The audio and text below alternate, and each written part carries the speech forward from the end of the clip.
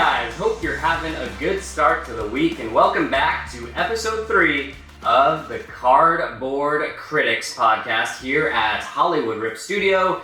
As always, I'm Mr. Hollywood, that's Jonas to my right. What's going on in the wide world of sports and sports cards? Well, bluntly said, a lot. The NBA Finals underway. Celtics looking good so far, taking Game 1 comfortably at home over the Mavs. Panthers taking Game 1 over the Oilers in the Stanley Cup Finals. Easy there with the pen, Joe. My bad. The French Open has crowned Carlos Alcaraz and Iga Swiatek champions, while the Yankees, Guardians, Mariners, Phillies, Brewers, and Dodgers lead their respective MLB divisions. But we'll start this week's 1-minute roundup with the NBA Finals. Celtics looked good every part, the number 1 seed in Game 1. Will they carry the momentum into Game 2 tonight, Jonas? Yeah, I got the notification earlier today as we record this on the Sunday that Luka is questionable for Game 2. Another round, another best player for a Celtics opponent getting hurt. To me, Game 2 is irrelevant. To me, the only thing that matters is game number 3, because will Dallas be able to muster enough strength and courage to defend home court? If not, this series is over. I said in our last episode, I was hopeful that it would make it to 6. I don't really see it making it past 5 games, to be honest. It feels over already. I hate to be that guy, but let's just finish the NBA season already. I'm sorry. They destroyed them, and Luka's already banged up now. It's like the better team's already doing their thing. Yeah, well, I think we can agree that if Luka is not in this series, the series is over. Yeah. Especially considering Porzingis did play, right, and he put up 20 points in 20 minutes, right? But we're going to move on to our Stanley Cup update of the week, and it's the Edmonton Oilers and the Florida Panthers, both teams getting through the conference finals in 6 games. The Oilers, of course, haven't won the Cup since 1990. A Canadian team hasn't won the Cup since 1993. That's right. I believe. The Canadians. And the modern-day version of the chosen one, Connor McDavid, is looking to cement his young legacy going forward while the Panthers are seeking their first ever Cup. Panthers took Game 1 by a score of 3-0. Any thoughts on the Stanley Cup? Yeah, really interesting matchup, right? The Panthers have been pretty solid for a few years now. Most famously last year, taking down the historically great Boston Bruins in 7 games in the first round. Great effort in Game 1 as they scored 3 goals, and it was a stand-on-his-head effort by Sergei Bobrovsky. 3-0 game. I don't see a lot of shutouts coming in this series of that high-powered Edmonton Oilers attack. Draisaitl and McDavid is just not really fair. But can the Panthers continue to score enough when that unbelievable roster, the Oilers, do inevitably score at least a couple goals? Yeah, I think Connor McDavid kind of been overshadowed a lot this year by a guy named Connor Bedard. Yeah, that's right. Does this, if he wins a Stanley Cup, does this kind of relaunch Connor McDavid and Connor McDavid cards back into the stratosphere, you think? It's got to. I don't know why no one would have ever slept on McDavid. McJesus has been the best player in the league for at least 5 years now. Yeah, 100%. Every time we saw him in person earlier this year, right? I want to say around January. Every time he's on the ice, every time he touches the puck, you expect a goal to happen, or at least something crazy. So, yeah, should he win the Cup, that's a passing of the torch in the NHL hierarchy, but also in the hobby landscape. Yeah, the McDavid market's going to take off more so. I absolutely agree with that. And our last update of our 1-minute roundup recap of what's going on in sports. Not much has changed this past week in baseball. All division leaders remain the same. The Dodgers had a huge series in the Bronx this weekend, taking the first 2 from the Yankees. Game 3 ongoing as we speak, I believe. Yeah. 1-minute recap on baseball, Jonas, go. You know, I was going to retouch on the whole, the division races are all this, that, whatever, but I'm kind of going to play off of that. And it's a point that John Smoltz I actually heard talk about on the broadcast yesterday from the Bronx. It's not the haves and the have-nots that are the story. It's the fact that the rest of all of MLB seems to be in the exact same place. 80% of the league has somewhere between 30 to 35 wins. And then you look at the wild card races, the New York Mets are terrible. I believe there's something like 12 games under 500. Yep, 12 games under 500. Nailed it. Yeah. They're 10th in the wild card, And they're only 3.5 games back of a playoff spot, which is asinine. Right. But it's going to affect the trade market. It's going to make for a fascinating summer for most of MLB, but it's kind of a weird scenario that's happening in Major League Baseball. It's been weird baseball all season. Of note, there's only 4 teams in the entire National League that are over 500. Yeah. And I believe in the American League, there's only 6. So I might be mistaken on that. And then up until 2 days ago, there was 4 total teams in the NL over 500. 2-3 days ago, there was 4 teams in the AL East over 500. Mm-hmm. Now it's not the case. I believe a couple teams have dropped down a little lower. But diving into hobby news for this week, PSA had their busiest month of grading ever this past month. They announced that they had graded 1.78 million cards this past month. Seemingly everything is getting slabbed at this point. Do we think this is sustainable? Are we seeing what a lot of people are referring to now as the junk wax era? Or the junk slab era, I should say. Are we slabbing too much? Is this a good thing? Is this a bad thing? Is this like the steroid era? Yeah, is that what the steroid era of the slab base card. Well done. Nice. Yes, I think you're correct there. First and foremost, I hope everyone at PSA is getting to rest. That's a lot of cards to deal with. And we're heading into summer too. It gets a little warm, so maybe start dozing off. Regardless, to me, as someone who's sort of, dipping his toes into this world, my first initial thought is this. Doesn't that mean that the slabs that are actually 10 out of 10 that are actually valuable, it would just give them more value? If you have a lot of junk down at the bottom, it just really emphasizes what's at the top. That's my initial reaction. Well, my reaction to this is PSA, the value of their slabs is just so much higher than everything else. Sure. The SGC slabs, the Beckett slabs are carrying such a lower amount in value that I can see why PSA is grading so many cards. People are just trying to maximize the value of cards. But again, this kind of goes back to the hobby as an investment platform versus the hobby as people just wanting to collect things because they love it. Right? It's less fun and it's more business. It's gotten more business-like. And so thus PSA has a more business-like line of people trying to grade and sell their cards for PSA 10 prices. So do I think it's good or bad? Hard to say. Honestly, hard to say at this point. Look, I don't think anything that grows the hobby is bad. Yes. But I do think we have a lot of slabs that are getting slabbed, a lot of cards that are getting slabbed up right now they're just normal base cards where when the population counts are 10,000 of these things or 20,000 of these things down the road, I have a hard time believing that the value is still going to be there. So we'll see what happens. That was my initial reaction. My first reaction was, at least it shows that a lot of people are still interested and wanting to do this. Right. But into our market update segment we go, as we'll start with a look at the overall card market this past week. Of course, all of our data and numbers are straight from the Market Movers app, where you can track all of your sports cards as well as card indexes as a whole, straight from your phone or computer. Total numbers from the top 500 sports cards in existence according to Market Movers' SCI Top 500 Index was up 0.3% this week. That's cards like the Mickey Mantle, the Jackie Robinson rookie, which we got one sitting up there right now, the Jordan Fleer. It kind of averages the top 500 cards and puts them into one category.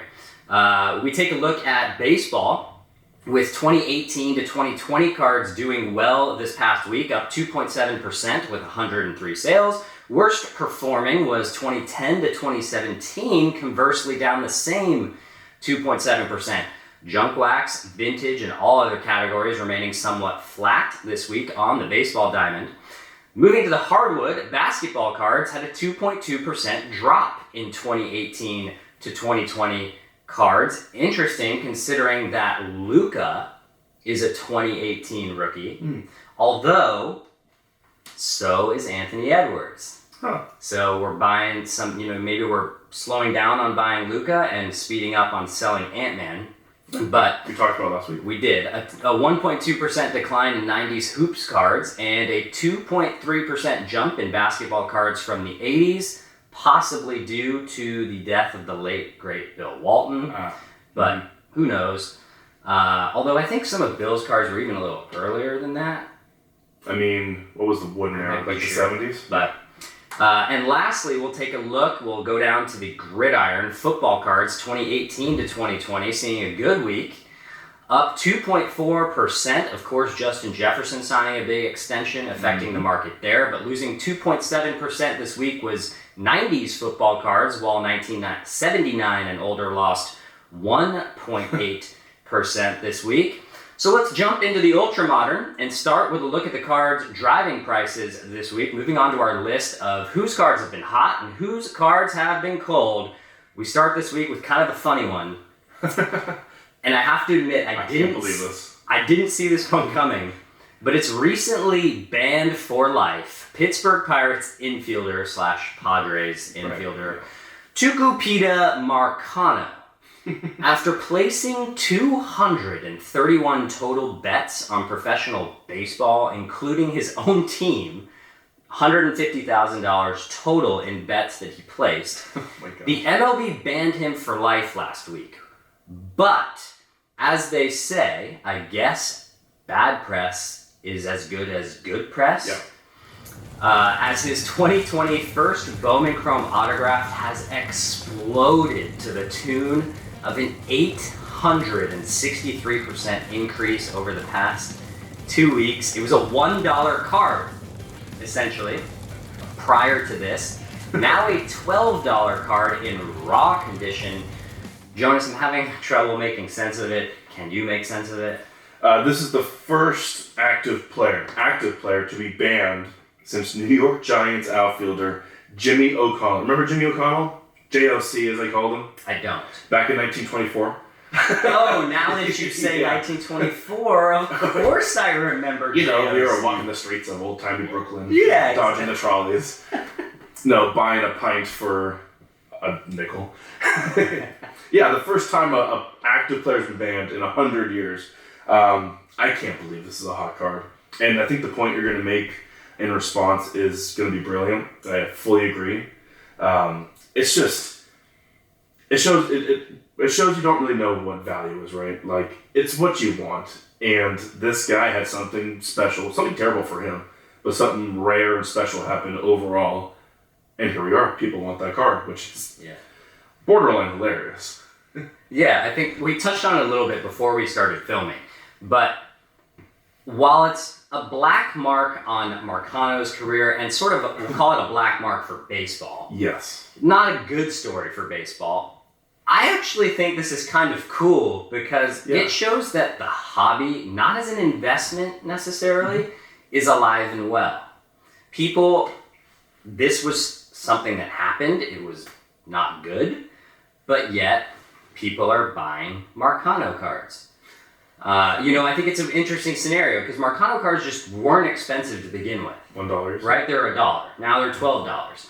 I can't say the same happened when Wander Franco had his whole scandal because the problem with Wander Franco was his cards were so expensive that there was no way that they were going to go higher from scandal. Mm-hmm. Whereas when you're starting at $1 and you have a scandal, it's kind of the perfect storm for something like this. Yeah, it goes back to what we just talked about with all the PSA slabs, right? Like, yes, we understand the business aspect. Yes, we understand the monetary aspect. But at the heart and at the root of all this, it's for fun. It's for the enjoyment of something that you really love. And so, again, it sucks for him, although it was a bad decision. So it doesn't suck that hard. Real bad decisions because he won just 4.3% of the bets he made. He's not even good at it. No. All those bets, he wasn't even good at. Well, he wasn't even good at baseball, and he's even worse at betting. So true. But moving into our second hot card of the week, after signing a massive contract extension last week, It's Minnesota Vikings star wide receiver Justin Jefferson. Did you see those sweet new whiteout unis that they came out with? I did. Unbelievable. Icy hot. Incredible. But Jefferson got a 4-year, $140 million contract with $110 million guaranteed last week, making him the highest paid non-quarterback in NFL history. Tyreek Hill's gotta love seeing that contract. As a result, his 2020 Prism base card has jumped 344% over the past couple weeks, sitting at around $15 per card in raw condition, compared to just $3 a couple weeks ago. 42 total sales of the card. Of course, he battled injury a bit the last few years, but he's such a difference maker when he's actually on the field. 5,900 yards so far in his career. 30 touchdowns over just 60 career games so far. Thoughts on Jet? Probably the best receiver in the game, right? I mean, Jamar Chase is unbelievable. Tyreek Hill is a little cheetah, and he's unbelievable as well. But Justin Jefferson, we made the point last week about Garrett Wilson. Who has he had throwing him the ball? A whole lot of flack. Jetsam and Flotsam. He's had Kirk Cousins, which everyone's got their opinion on Kirk, and this year he's going to have Sam Darnold in all likelihood, and then J.J. McCarthy down the road, and a lot of backups last year, especially Joshua Dobbs. He's a superstar. He's amazing. He's the face of the receiver position. You mentioned Tyreek Hill. CeeDee Lamb has got to be licking his lamb chops. Yeah. And then Jamar Chase as well, because we know there's contract issues with the receiver room in Cincinnati. But huge deal for a true superstar. And that's the NFL, right? Even the receiver in Minnesota, of all places, is the true superstar. It doesn't matter where in the NFL you are. You're going to be big time. Right, and I think receivers definitely less risky than, say, giving this to a running... This contract would never happen for a running back. Not anymore. Let's just say. No. But I think this is really cool. I think this is a good move for the Vikings. Justin Jefferson is only 24 years old.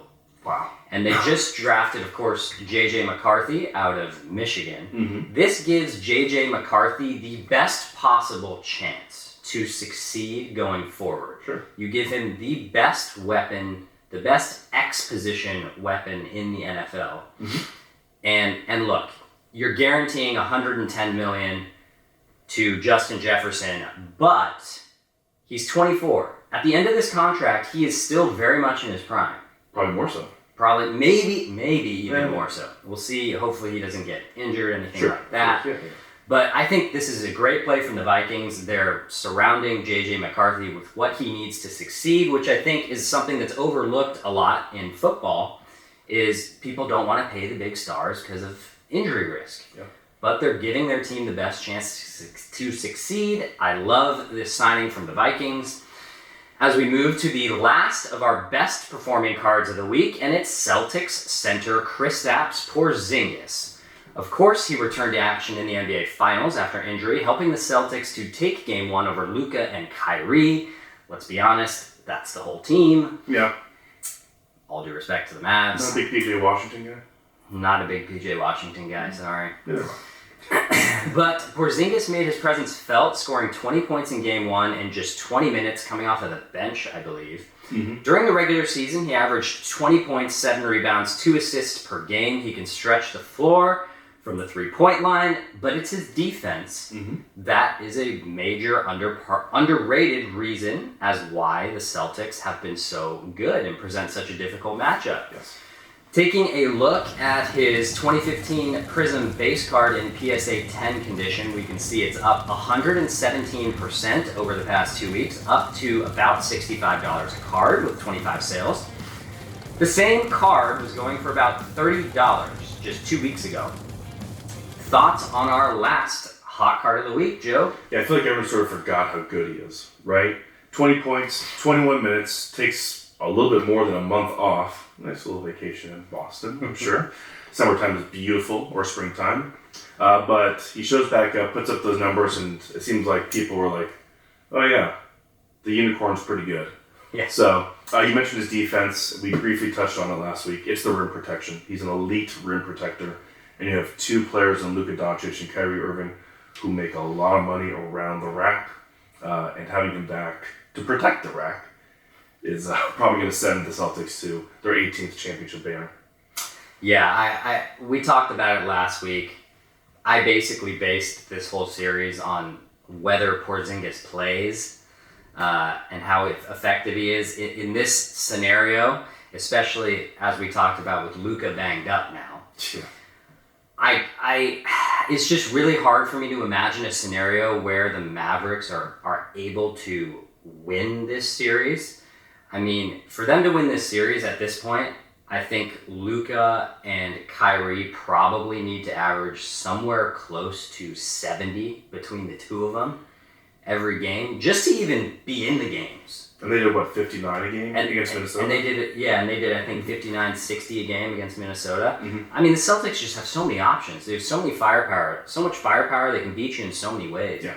But moving on, I know you're going to hate this one.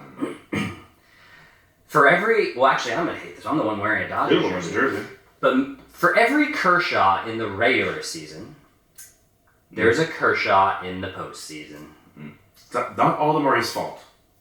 And I'll die on that hill. Dave Roberts much? Mattingly too. For every Frodo, a Gollum. And of course, for every Blastoise. For every Blastoise, a Magikarp, throwing the move Splash nonstop for 0 damage. Gyarados is worth it, though. Yeah, but, how long does it take for him to evolve into that? A long time. But here are our cold cards of this week. First up is more a trend I've noticed the past few months, but I want to talk about the 1996 Topps Kobe Bryant rookie card.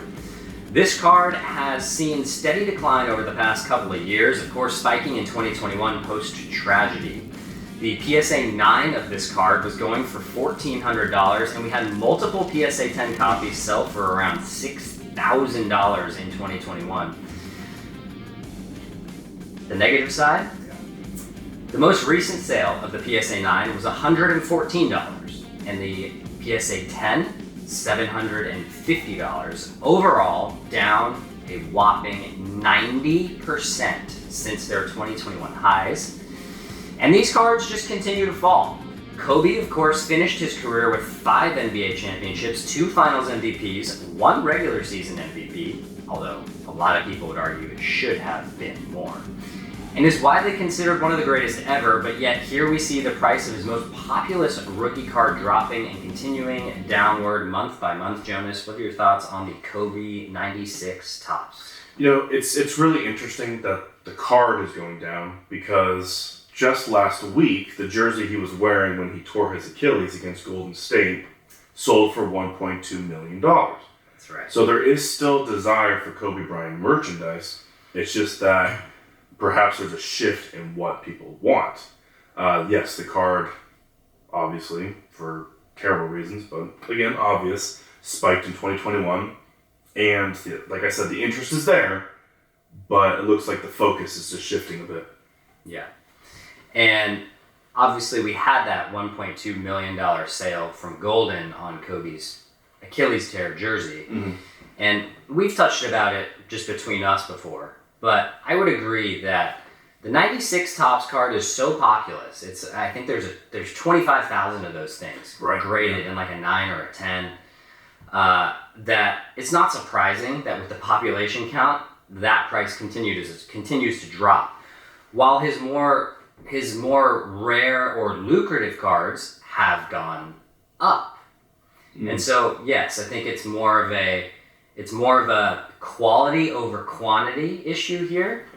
Mm-hmm. But nevertheless, this card is really feeling it the past few years. But rolling forward into our second cold card of the week, and once again, he's made our list. Oh my goodness. We don't like to talk about people 2 weeks in a row, but this is the second week in a row now for a man named Victor Wembanyama, the NBA Rookie of the Year and probably greatest prospect of all time after possibly the greatest rookie season of all time.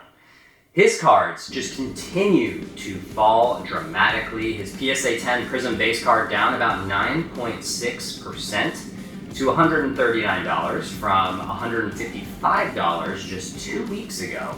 And his PSA 10 Silver Prism down 8.8% to $956 from about $1,005 a couple weeks ago. Of course, important to note, this is very normal for someone with so much hype. And new rookie cards of his are being released every week. Sure. Those take the attention away and get all the hype and his previous cards start to cool down dramatically when a new one is released. But Jonas, any thoughts on the Wemby market as we talk about him for a second week in a row? It looks like there's more room for his cards to hit the floor. Where is the floor? I think we're close. And I think a lot of it has to do, right, with the fact that he didn't make the playoffs, as expected. I'm not saying like there's some major disappointment in him not making the postseason tournament. But he's just sort of fading out of our conscience at the moment. We're focusing on the finals. We're focusing on the NFL draft that just happened. Perhaps people are focusing on Major League Baseball as we're getting to the swing of things in the season. Everyone's focusing on the Stanley Cup Finals. U.S. beating Pakistan in cricket. Honestly, people are focusing on that, and it was remarkable.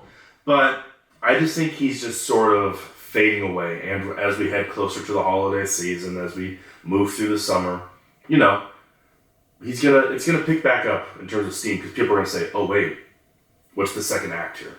So it just feels like the natural progression of not only the basketball season, but players involved with the basketball season. Yeah, I agree.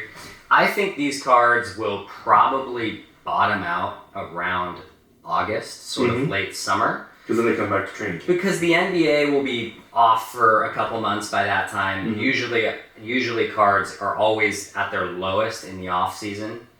I think a lot of this also depends on who potentially decides to go to San Antonio and join Wembanyama to try and chase a championship with this young kid. But I think these cards are going to bottom in August. I think we have another 10 to 20% to go in terms of drop. I agree. And in that case, say this is a $700-800 PSA 10 silver, I think it's a no-brainer that you gotta have an investment of some sort in this kid. The ceiling is just way too high. For sure.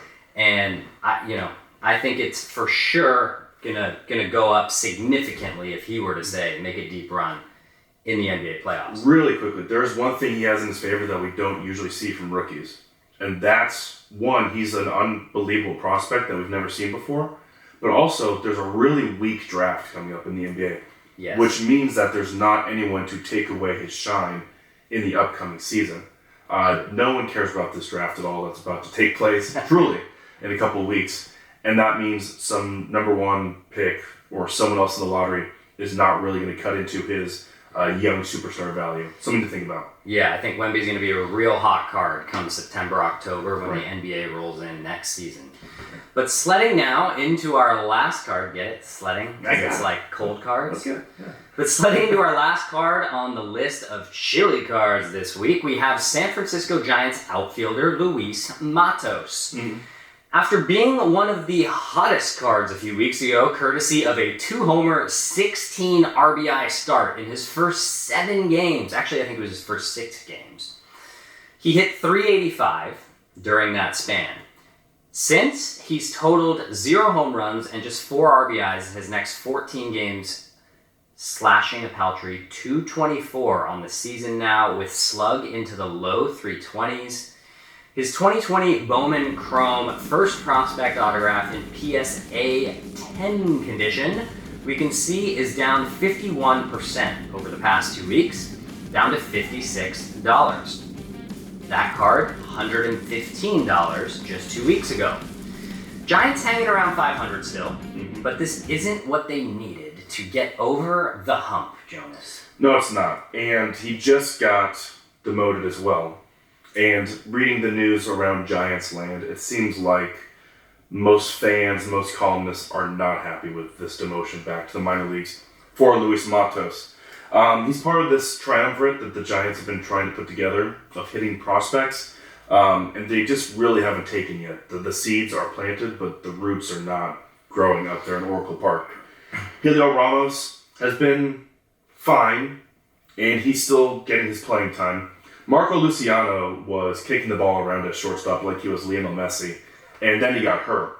So that hasn't worked out at all. And then we have Luis Matos, who just got demoted. For who? Like, what is this weapon that the Giants have decided is more important than developing? It's Austin Slater, who has been terrible this year and really does nothing for the future of the Giants. I'm going to quickly make a reference to the beginning of the show in that we have all these teams in the same place, record-wise, and teams have to make a decision. Push for the playoffs with what we know, develop for the future. Honestly, to me, this all goes to the root of the issue, which is the extra wildcard spot, which we don't really have time for. But you have all these mid-teams that are in the hunt and don't really know what to do. Yeah, what a disastrous... Well, they're around 500, but let's be honest. For what the San Francisco Giants mean to baseball in terms of pedigree... So true. What a disastrous few years it's been for the Giants. You know, I mean, talk about striking out on Aaron Judge and striking out on Shohei Ohtani and striking out on Carlos Correa, which honestly, probably thank God they struck out on Carlos Correa. But they've been looking for that lightning strike. They have, and they thought, okay, maybe we'll do a short 2-year deal with Blake Snell, who's the best pitcher in baseball. And Blake Snell, of course, has been on the IL twice this year, right now, rehabbing a groin strain, I believe, and has been one of the worst pitchers in baseball this year. I don't even think, you know, it's funny, people always gave Blake Snell flack for being a guy that could only pitch 5 innings. Sure. I don't even think he's pitched 5 innings this year. Oh, yeah. I think he's pitched like 4.1, 4.2 once or something like that. But it has not been pretty for the Giants. But we're going to move forward. And of course, the last thing we do every episode is to give you a card we see some potential in going forward. A card that has the opportunity to give you a savvy return on investment. And this week, we're going to talk about Cincinnati Bengals quarterback Joe Burrow. After injury derailed his 2023 campaign, the LSU product has seen his 2020 Contenders rookie ticket autograph drop all the way down to the $1,000 mark from highs in his Super Bowl season of $3,300. That's for raw. That's a 64.6% decrease in price. And this card in particular I wanted to highlight because some of his other rookie cards aren't moving down so much. But this one is, and this is a very popular card because obviously the rookie ticket card made very famous and very popular by a man by the name of Tom Brady. Never heard of him. Tom Brady's championship rookie ticket card a couple years ago sold well into the millions. I think it's one of the coolest looking rookie cards out there, these rookie tickets with the ticket design. I agree. But what are your thoughts on this particular Burrow card?